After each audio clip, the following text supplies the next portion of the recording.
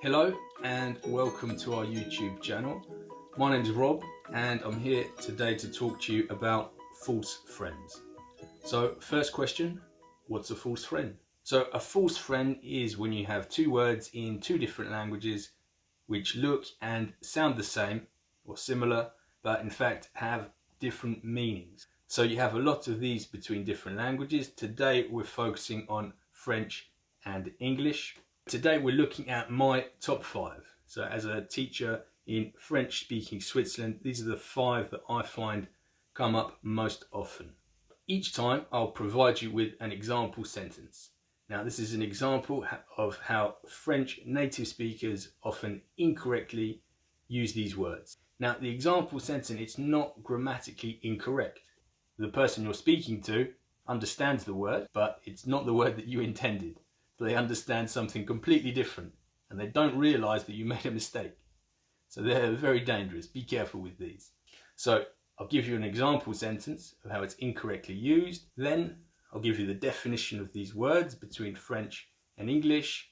And finally, I'll give you an example each time of how to correctly use these words. Okay, let's go. Number 1. So the most common false friend I find is the word actually. So we'd have an example sentence like this. I am actually working on several projects. It's grammatically correct, but we don't understand the French word actuellement. So in English, the word actually means in fact or really. And the French word actuellement, in English we say currently. In English, we'd use the word actually in a sentence like this. I thought John was American, but actually he's English. And our example sentence should look like this. I am currently working on several projects. Okay, next up, number 2, eventually. So here's our example sentence of how it's often incorrectly used. I will eventually have to cancel the meeting tomorrow. So in English, eventually means finally or after some time. And éventuellement in French, in English we would say possibly, or maybe we'd reconstruct the sentence with the word might. In English we'd use eventually in a sentence like this. After working in the company for 10 years, I was eventually promoted. Okay, finally or after some time, a period of waiting. And our example sentence should look like this. I will possibly have to cancel our meeting tomorrow. Or I might have to cancel our meeting tomorrow. Okay, number 3 now. Number 3 is the word sensible. The example sentence. Sarah is a very sensible person. Again, we have a very different understanding of what Sarah is like if we have the English understanding of the word sensible or the French understanding of the word sensible. So, in English, sensible means reasonable.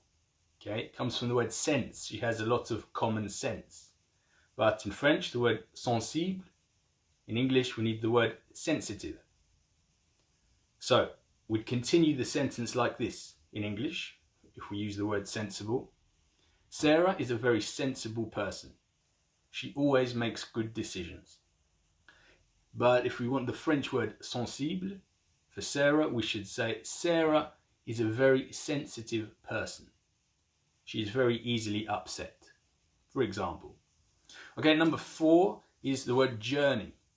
Okay, and be careful with the pronunciation here. It's not journée, it's journey. So the word journey in English, in French you say trajet. And the word journée in French is day in English. If you want to say bonne journée, you would say have a good day, bye bye.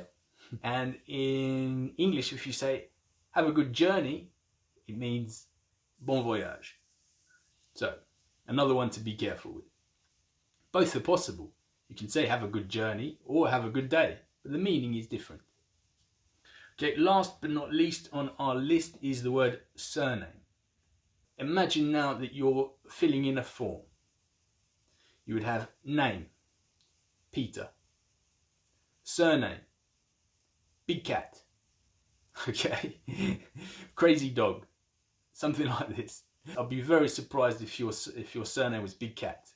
Okay, so the reason is the word surname in English, it's your family name, and in French when you say surnom, it's your nickname in English. So the form could look like this: name, Peter; surname, Smith; nickname, Big Cat, or Crazy Dog, or I don't know, whatever your nickname is. Okay, you might have some crazy nickname, maybe you don't have a nickname, but be careful, your nickname is not your surname. Okay, that's it for today, just an introduction to our YouTube channel. If you'd like to support us, please like the video and subscribe. And if you tap the bell icon, you'll also get notifications whenever we upload new content, which we'll try and do over the coming weeks and months. So thanks for your time, thanks for listening. I hope you found it useful and hope to see you around soon. Take care, bye bye.